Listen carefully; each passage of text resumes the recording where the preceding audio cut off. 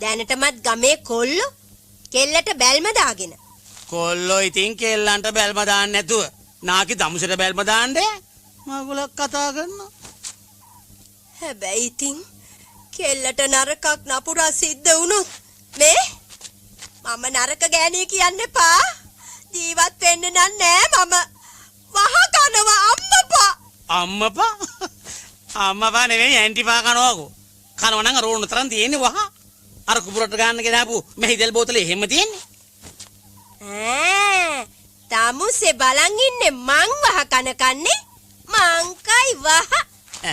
මන් දන්නවනේ තමුසේ ජීවිතේටවත් වහකන් නැති විත්තිය. ඕයි මූසල කතා කියන්න එපා. සුබ ගමනක් යන්න හදන වෙලාවේ ටිකක් සිරියාවන්ත කමට කිනා වෙලා ඉන්නවකෝ. කො කිනා වෙනව බලන්න. කො